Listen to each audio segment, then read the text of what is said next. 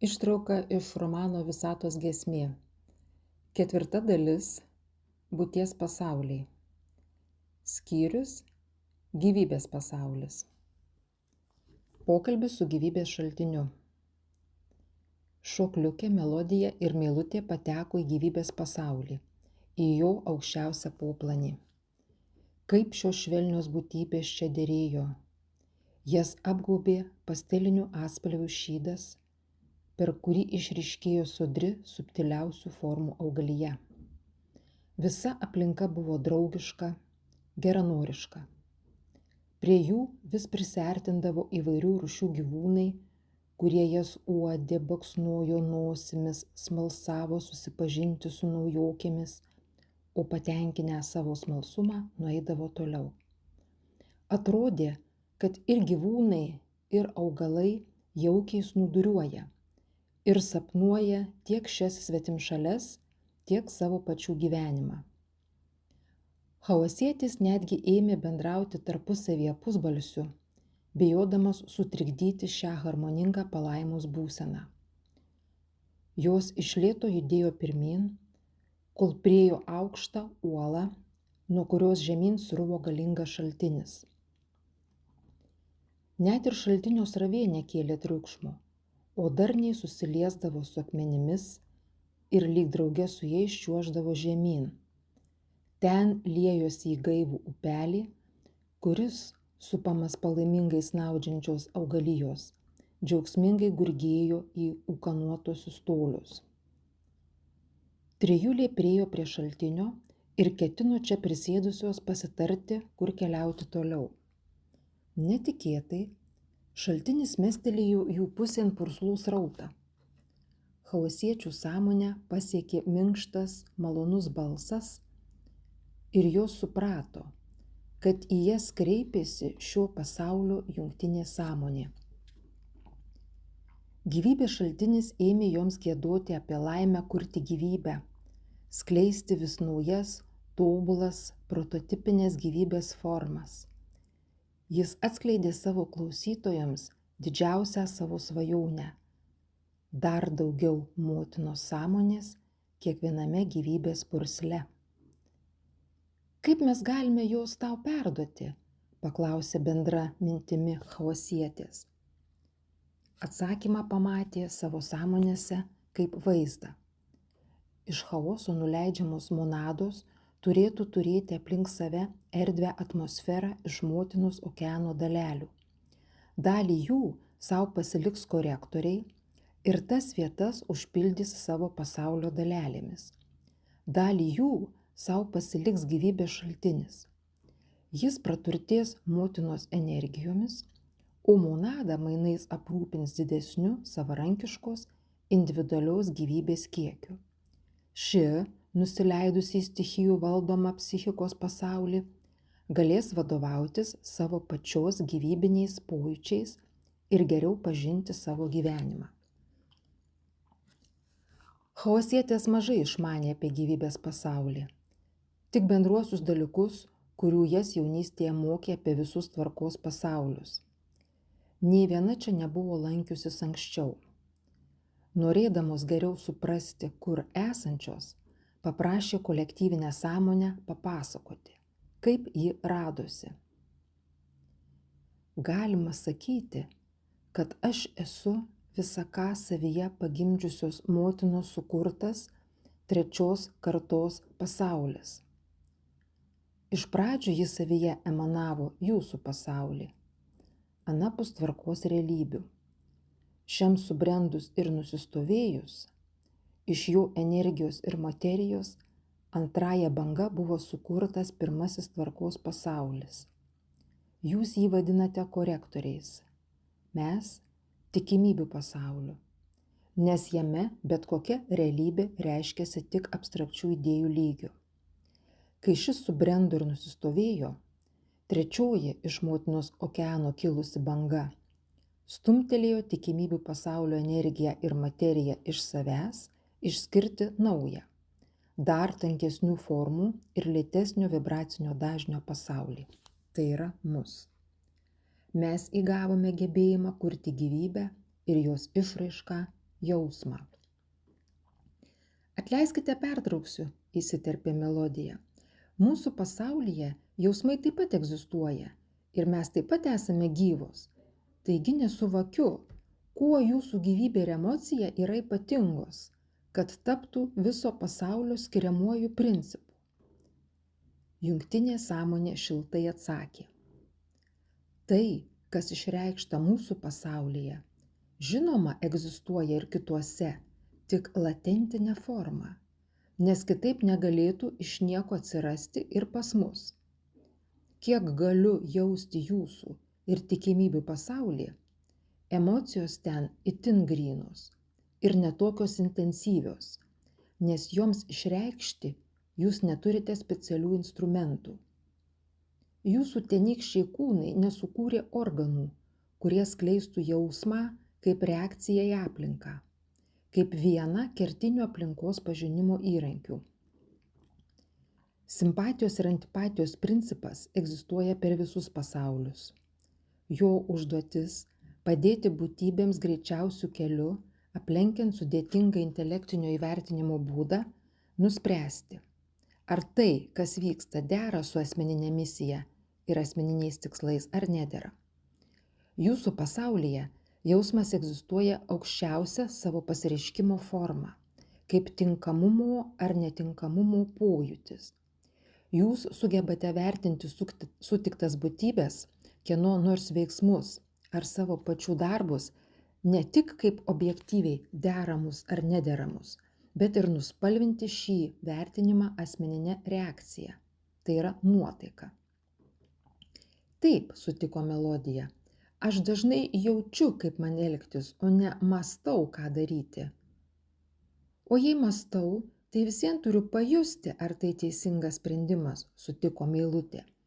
Ir jeigu kas nors man siūlo daryti kažką, ko nenoriu, tai man nepatinka.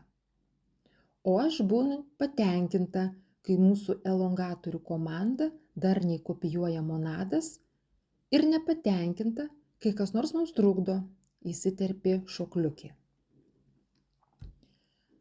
Nors tikimybių pasaulyje jausmas įgyja daugiau išraiškos bei gelmės, tęsė kolektyvinė sąmonė, jis vis dar išlieka tik kūrybinės išraiškos pagalbininkas. Tampa svarbesnis, išjaučiant savo ir kitų būtybių veiksmų deramumą, bet dar nepajėgtų savarankiškai išgyventi grynųjų idėjų ir tikimybių atmosferoje. Tik atsiradus gyvybės pasauliui, galimybių pasauliui, jausmas pilnai išsiskleidžia ir atsveria savo potencinės galias. Jis parodo, kad gali būti vertinga kūrybinė medžiaga. Pas mus iš gyvybės fluidų susiformavo specialus kūnas jausmui patirti išreikšti. Tai yra siela. Tai emocinės saviveikos ir išraiškos centras. Jo pagalba galite pažinti su jūsų veikla nesusijusius ir jums tiesiogiai neaktualius dalykus. Štai gražus peizažas džiugina akį. Malonius paukščių trelės virpina širdį. Lengvas vėjo šuoras per veidą pažadina šypseną, o švelni šviesa šildo ir ramina. Visa tai neturi praktinės naudos. Tai teikia malonumą, pripildo subtilių pojūčių. Mūsų pasaulyje gimusios grynosios emocijos skatina meną, kūrybos formą, skirtą išreikšti jausmų patiriamą grožį. Aukštesniuose pasauliuose jūs gėritės misijos ar idėjos grožiu bei harmonija, o gyvybės pasaulyje leidžiate grožiui ir harmonijai įgyti nuosavą kūną ir nepriklausomą gyvavimą. Taip, skamba patraukliai, sutiko Melodija. Mūsų pasaulyje visos emocijos iš tikrųjų nukreiptos tikslingai veiklai užtikrinti. Jaučiu, kad čia mano harmonijos namų prigimtis galėtų išsiskleisti visapusiškiau ir netikėtų rakursų. Norėsiu vėl po šį pasaulį pasidaryti daugiau. Ir meilę čia galima jausti visai kitais aspektais, apsidžiaugė Meilutė. Tikrai. Ir aš čia sugrįšiu, kai draugam papasakosime, ką matę. O kas yra jūsų gyventojai? Kokie jie? Pasidomėjo praktiškesnė už draugės šokliukė. Jai, darbščiai bitutei, emocijos buvo mažiau būdingos.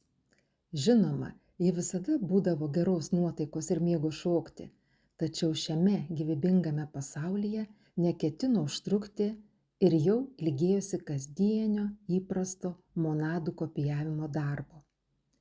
Kolektyvinė sąmonė toliau pasakojo viešnioms. Mūsų pasaulio būtybių gebėjimai ir veikla kitokie nei aukštesniuose pasauliuose.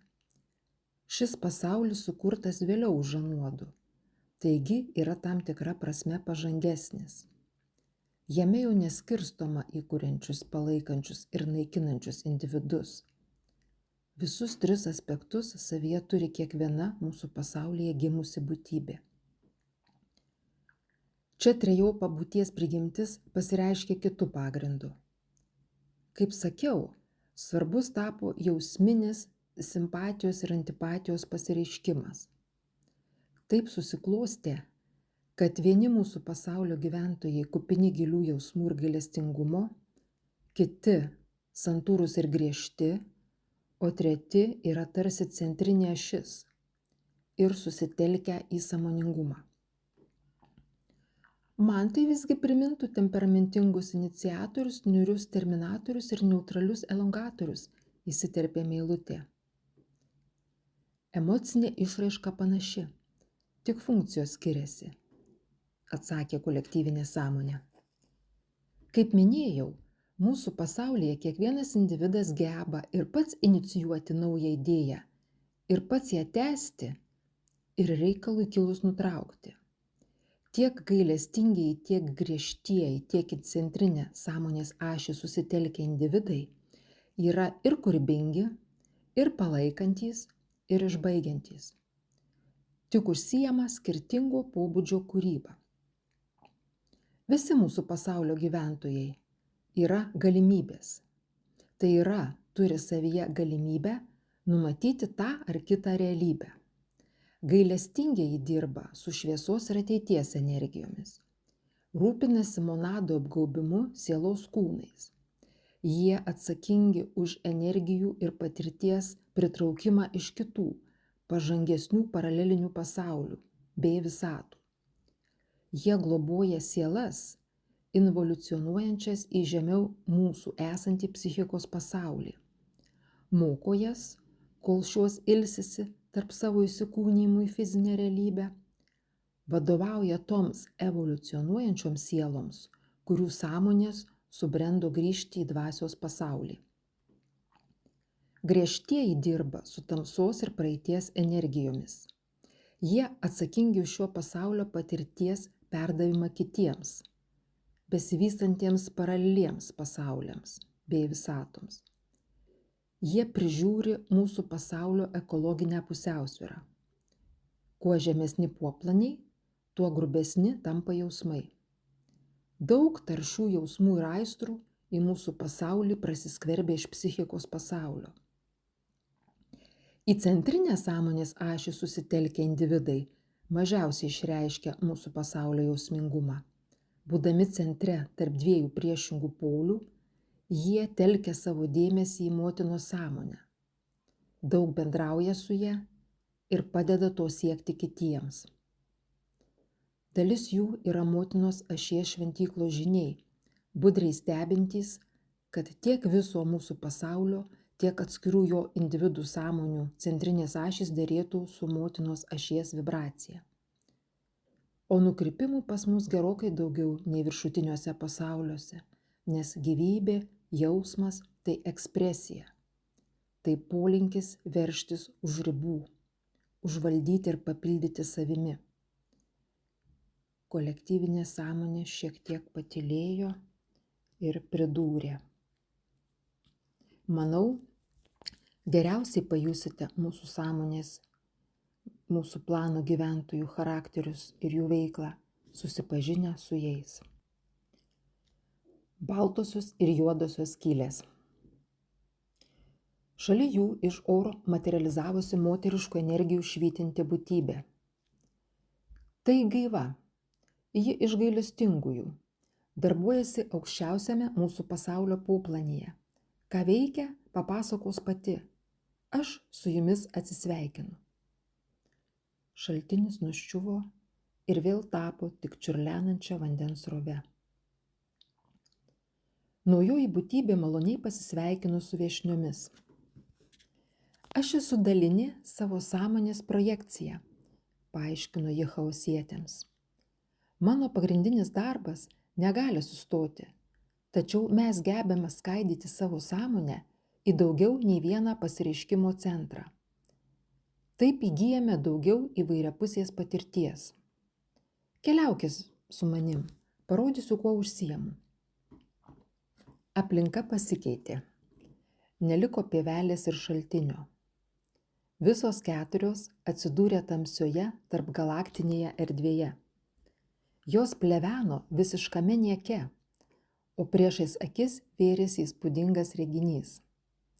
Gerokai tolėliau šėlo du galingi srautai. Vienas akinančios šviesos, kitas bedugnės tamsos. Jie sukosi vienas aplink kitą, susidurdavo, atsitraukdavo. Tarp jų ir aplink juos, kaip pašėlusios siautė magnetinės gijos, skleisdamos nenusakomo subtilumo garsą. Visata tai erdvė, ji kaip dumplės ir fleita. Tyliai sušnibždėjo melodija, prisiminusi kažkada girdėtus vieno išminčio žodžius. Ten nieko nėra, bet nėra ir galo. Kuo daugiau judėjimo, tuo galingesnė oro srovė. Taip, jūs visiškai teisi, sutiko Gaiva. Jūs matote, kaip kuriamas gyvybės pasaulį palaikantis potencialų skirtumas. Visa begalinė erdvė banguoja kaip okeanas ir skleidžia gyvybės pasireiškimo galimybių virpesius į žemesniuosius poplanius. Šis okeanas susideda iš aibės sąmoningų būtybių, kurios, meistriškai valdydamos kosminio masto mechanizmus, užtikrina amžiną judėjimą. Tai, ką matote prieš akis, yra viena kūrybinė ląstelė. Vienas konkretus mechanizmas, kuris susideda iš dviejų kosminių kūnų. Juodosios ir baltosios skylių, iš jų sąveikos. Jis yra valdomas dviese. Aš atsakau už šviesiąją materiją, mano partnerė Aitra už tamsiąją. Šalia jų lygiai taip pat iš niekur radosi dar viena būtybė. Šią gaubė tamsa ir rimtis. Iš išorės šalta, ji sugebėjo maloniai pasisveikinti su viešniomis. Kaip netikėta ir įdomu sutikti aukščiausio būties pasaulio gyventojus, draugiškai tarė Aitra. Labai džiaugiuosi mūsų susitikimu. Toks pasitaiko kaip rečiausia galimybė.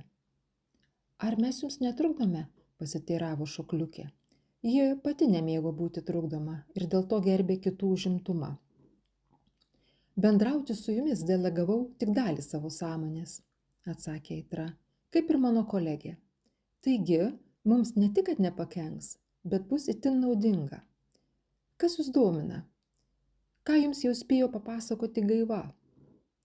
Labai nedaug, nusišypsojo Gaiva. Pagalvojau, kad prieš ką nors pasakojant, geriau parodyti, ką mes veikiame ir kaip tai atrodo. Įspūdinga, įvertino melodija. Turiu omeny ne tik jūsų veiklą, bet ir gebėjimą skaidyti sąmonę. Mes gal irgi tai gebėtumėm, bet kažkodėl niekada apie tai nesusimastėme. Pagalvok, meiluté, jeigu monadas galėtum kurti 10 savo sąmonių vienu metu. Nu, kur man skubėti, nesusižavėjo jos idėja draugė.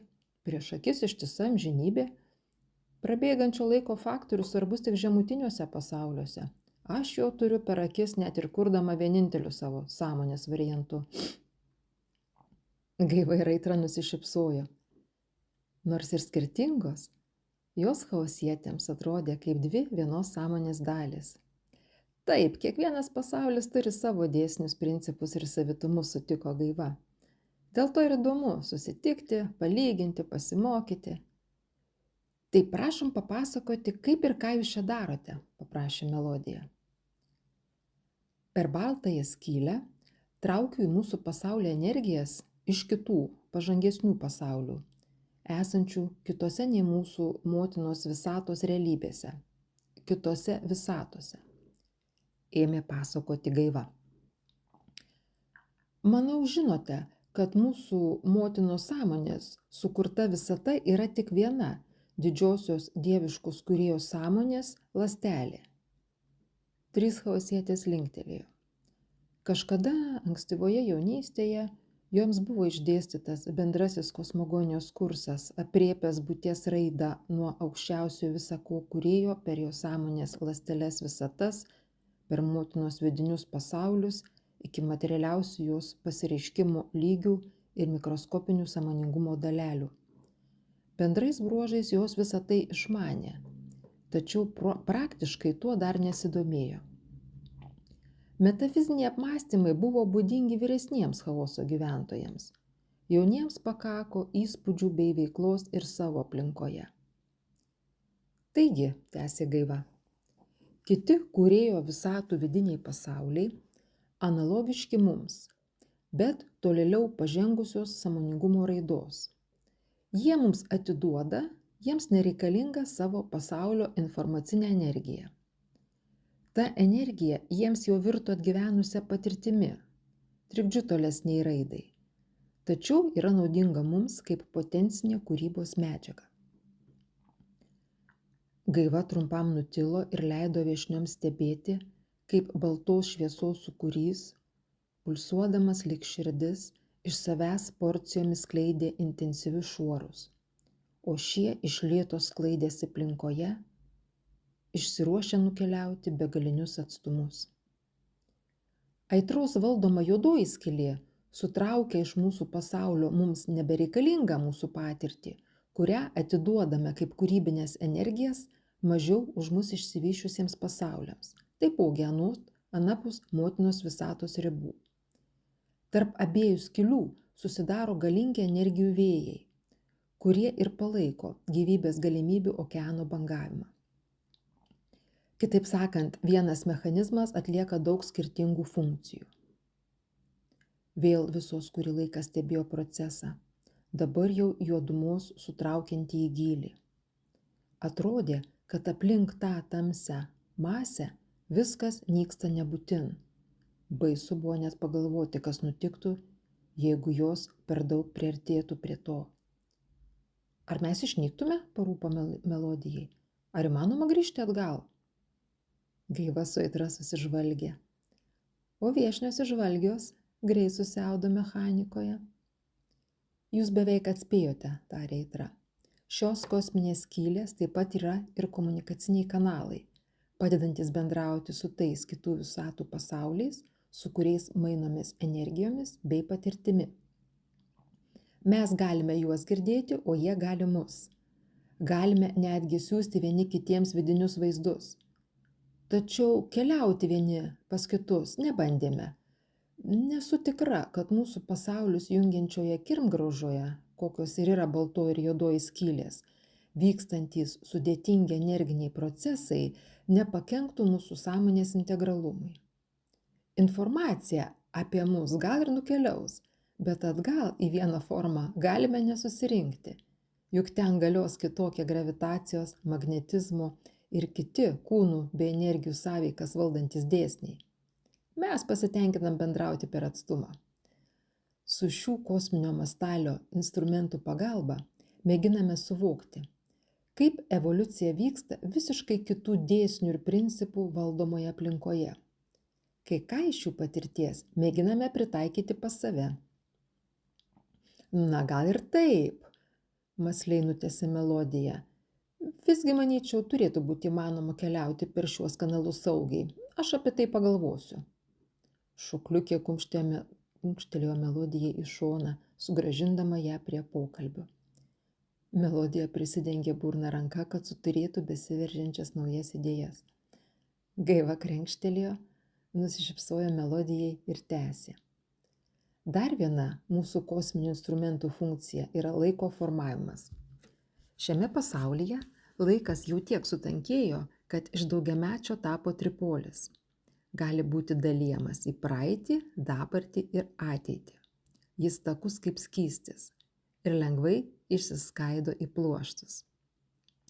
Tarp baltosios ir juodosios skylės formuojame ateities ir praeities materijos potencialų skirtumą, o jis savimi kuria dabarties momentą.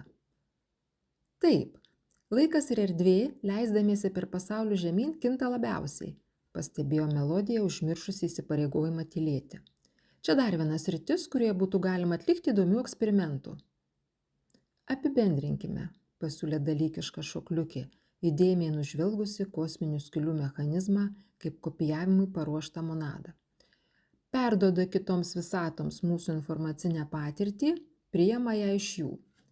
Leidžia bendrauti su paralelinėmis visatomis, palaiko gyvybės okeano bangavimą, formuoja erdvėlaikį. Sudėtingas, išmanus mechanizmas.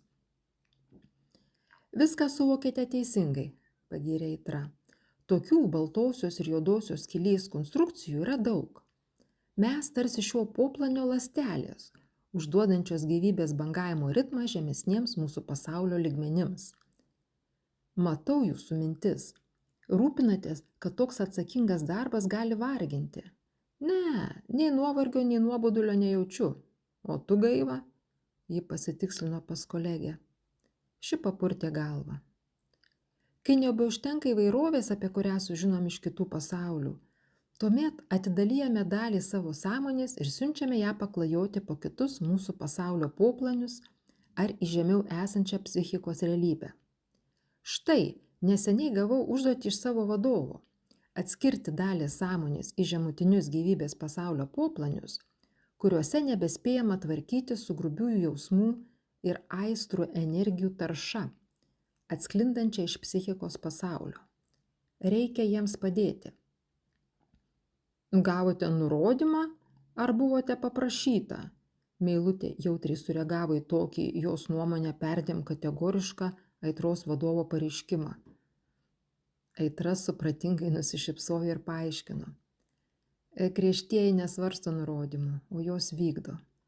Mes laikomės tikslingumo ir kryptingumo. Aš esu ta galimybė, kuri ten šiuo metu yra reikalinga ir pageidauju save realizuoti. Ten susitiksiu su kitomis galimybėmis, kurias projektui numatė mūsų vadovai. Mes pritrauksime iš aukštesniojo tvarkos pasaulio mūsų darbui tinkamiausią tikimybę ir visi kartu užfiksuosime naują norimą realybę. Apie šį projektą plačiau skaitykite romane Danielės širdis. Gaiva taip pat įsiterpė ramindama Meilutę. Negalvok, kad jeigu Aitra nesiginčydama paklūsta nurodymams, tai ji neturi laisvos valios ar galimybės kurti. Juk visa mūsų visata pagrįsta laisva valia ir teise rinktis. Tiesiog griežtieji yra dalykiški ir santūrūs. Sakyčiau, kad jie netgi labiau už mus yra gailestingi, tik tą išreiškia ne emocijomis, o veiksmais. Jų pareiga saugoti mūsų pasaulio pusiausvyrą juos daro itin atsakingus. Ten, žemesniuosiuose gyvybės sluoksniuose, kitaip nei čia reikia disciplinuoto, suderinto, komandinio elgesio, žaibiškos reakcijos, gebėjimo tiksliai įvertinti situaciją, genialių sprendimų. Ačiū už komplimentus, Gaiva. Nusilenkdama su humoru balse padėkojo Aitra. Nėra ko manęs liaupsinti, kiekvienas dirbam savo darbą. Man svarbu ne ką apie mane galvoja kiti, ar kaip jiems atrodau, o kaip aš gebu realizuoti save kaip galimybę aukščiausių man pasiekiamų kūrybinių lygių. Todėl esu itin reikli savo ir siekiu tobulėti. Įgyti kuo įvairiapusiškesnės patirties, bendrauti su skirtingomis įvairių pasaulio būtybėmis. Gal dėl to, išgirdusi mano nebylų troškimą susipažinti su aukštesniųjų pasaulių gyventojais, jūs mums atsiuntė mūsų pasaulio kolektyvinę sąmonę. Štai kodėl jos teko mūsų galvai, pašiepė Aitra Gaiva. O aš maniau, mus tiesiog suvedė eilinis atsitiktinumas. Visos kartu smagiai nusijuokė. Santrioji aitra chaosietės iš pradžių šiek tiek varžė. Po šito paaiškinimo joms atsivėrė giluminė, rūpestinga aitros prigimtis. Ir viešnios ją priėmė į savo naujų draugų ratą, su visa jiems įmanoma širdies šiluma. Kol kas matome tik 2 priešybių konstrukciją. O kur jūsų centriniai gyventojai? Pasidomėjo Šokliukė. Jie užsiema kitokią veiklą, atsakė Gaiva. Būtinai pritrauksime galimybę sutikti vieną iš jų kiek vėliau. Tai, ką darome mes, tik labai maža dalis mūsų gyventojų veiklos, pridūrė aitra. Kol esate šiame poplanyje, pasidairykite po kitas vietovės. Jos bus mažiau dramatiško kolorito ir netokios išraiškingos, įspėjo jis su gudria šypsena. Ar tu su mumis nevyksi? Nusistebėjo Šokliukė. Oi ne, pašaipiai surūkė nosį aitra. Juk jūs keliausite į gailestingųjų zoną, o ten grįžtieji beveik niekada nesilanko. Labai skiriasi aplinkos energijos. Čia yra vienintelė vieta, kur abi skirtybės susieina bendrai veiklai. Kuo žemiau leisitės, tuo labiau ryškės skirtumai tarp jų aplinkos, veiklos tikslų, vienų į kitus požiūrio. Vienas regionas vis labiau prisipildo šviesos, kitas tamsos. Žemiausiuose lygiuose dėmesys taip susiaurėja, kad nebepripia strateginių viso pasaulio tikslų. Susitelkia tik į savo asmeninius einamuosius uždavinius. Ten besidarbuojančių gailestingų ir griežtųjų sąmonės perdėm pareigingai vykdo savo smulkius tikslus. Jų bendravimas tampa atvirai priešiškas. Kol kas nematau galimybių, kad tose poplaniuose taptų gerbiama teisė į skirtingumą. Pats laikas jūsų regionams pradėti bendradarbiauti, griežtai pareiškė Meilutė. Pas mus irgi vieni kitų ilgai nevertino, o dabar mėgaujasi privalumais, kuriuos teikia skirtingų pozicijų pripažinimas. Aš girdžiu, ką jūs sakote, taikiai atsakė aitra. Tačiau mūsų pasaulis dar nesubrendo iki pagarbos kitoniškumui ir priešybių bendradarbiavimo. Mes esame čia. Vadinasi, pokyčio banga jūs jau pasiekė. Tyliai pagalvojo Meilutė. Ir bendradarbiauti pradėsite, nė patys to nepastebėję, pačiais netikėčiausiais keliais. O po jūsų tamsųjį regioną ar neturėsime galimybės pakeliauti? Nukreipė pokalbį Melodija. Nemanau, kad jums tai būtų energiškai patrauklu, paniuro aitra. Vibracijos ten grubesnės, griežtesnės. Jau ir dabar matau, kaip jums nelengva adaptuoti savo plačią sąmonę prie suspaustos mūsų pasaulio materijos. Gailestingoji pusė jums palankesnė, o pas mus ir dar žemesniuose poplaniuose. Abejoju. Matysime, kaip susiklostys kelionė. Diplomatiškai miglotai apibendrino Gaiva. Atsisveikinusios su aitra, chaosietės drauge su jų palydove Gaiva atsirado erdvėje pievoje. Čia jos išvydo daug šviesių būtybių. Vienos jų triūsė prie darbastalių, ant kurių stovėjo neaukštos figūros. Mažosios figūros, prie kurių triūsė mano draugai, tai dvasios kūną jau įvaldžiusios ir į mūsų pasaulį naujos patirties imti atkeliavusios monados, paaiškino Gaiva. Čia joms suteikiamas mūsų pasaulio pažinimo ir funkcionavimo kūnas, tai yra siela. Chaosietė stebėjo, kaip šviesios būtybės iš skaisčios materijos formavo lengvą kaip vėjas spalvingą rūbą, kuriuo gaubė nenustygstančias vietoj mažasias figūras.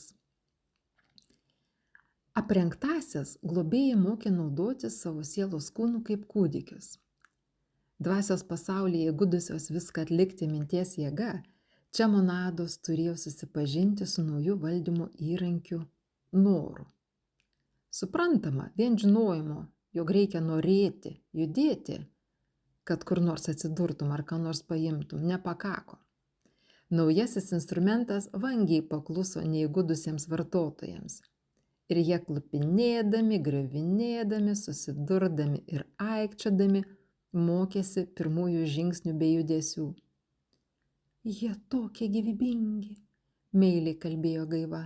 Dar nespėjo įgyti deramos formos, o jau veržiasi veikti, išbandyti naujus pojūčius. Šokliukė pirmiausia profesionalia akimi įvertino, kieno gamybos monadas aprenginėjo šviesos darbuotojai. Šitos iškrapštukės, mano akimis, jos per daug smulkeniškos. Visada jai sakiau, kad nebūtų perdėm pedantiška. O šitos iš dainos, štai kaip makaluojasi ir trukdo savo globėjui dirbti. Šit ir tylos darbelis. Iš karto pažinsi profesionalų atlikimą. Šokliukė priėjo prie kelių rimtų, kantriai laukusių procedūros pabaigos figūrų ir jas apžiūrėjo iš arčiau. Jas sielos kūno aprenginėjęs šviesos darbuotojas maloniai nusišypsojo ir patvirtino. Kai kurios monados yra sąmoningesnės, paklusnesnės. Kitos, jis susimastė, kaip taktiškiau pasakyti, kiek labiau nutrūktgalvės. Žinau, galite nevynioti žodžių į vatą, Šokliukė neužsigavo. Taip jau yra, kad dviejų vienodų monadų nei sąmoningumu, nei gebėjimais nesukursi. Jūsų kuriami sielos kūnai, žiūriu, taip pat gerokai skirtingi. Ji mostelėjo į kitus darbastalius. Taip, atsakė jos pašnekovas, jūs apsilankėte grupėje, kur siekiama kiekvienai monadai suteikti kiek įmanoma individualesnę, jos talentus ir tikslus atitinkančią sielą. Kiti mūsų kolegos vadovaujasi tradicinė nuostata ir visoms monadoms be išimties formuoja identiškas sielas. Taip jie supranta užtikrinantis visų monadų lygias teises. O man ir mano draugams atrodo, kad geriau pasitarnausime naujosioms būtybėms, joms suteikdami asmeninio savitumo, o ne vienodumo. Elongatorė Šokliukė su įkarščiu įsitraukė diskutuoti šią temą. Individualumo išgamimas masinėje gamyboje jai buvo aktuali tema. Iniciatoriams Meilutei ir Melodijai tai buvo mažiau įdomu. Jos kūrė vienetines eksperimentinės monadas, kurioms dvasios bei sielos kūnai būdavo suteikiami personaliai, nediskutuojant dėl lygių teisių. Šią veiklą mes įsivaizduojame, mandagiau užuomina Melodija leido suprasti Gaivai, kad mielai pasidarytų po kitus poplanius. Jūs keliaukite, aš pasiliksiu čia, įsiterpė Šokliukė. Vėliau prie jūsų prisijungsiu. Gaiva dvejojo, kaip elgtis. Melodija ją nuramino. Mūsų draugę Elongatorę užvis labiausiai domina monadų dauginimo ir parengimo gyventi žemesniuosiuose pasauliuose veikla. Leiskime jai tuo pasimėgauti. Mane, pripažinsiu, ima smalsumas susipažinti su tomis centrinėmis jūsų pasaulio sąmonėmis, kurios palaiko pusiausvyrą. O gal tu, Meilutė, turi kitų pageidavimų? Meilutė, būdama iniciatorė, taip pat nepageidavo užtrukti sielų formavimo lygmenyje. Ji pritarė Melodijai. Gaiva nusišypsojo chaosietėms ir linksmai žybtelėjo akimis. Nei kiek nesistebiu dėl jūsų noro. Turbūt nujaučiate, kad jūs supažindinsiu su įspūdinga asmenybė. Dėl to taip atkakliai to pageidaujate.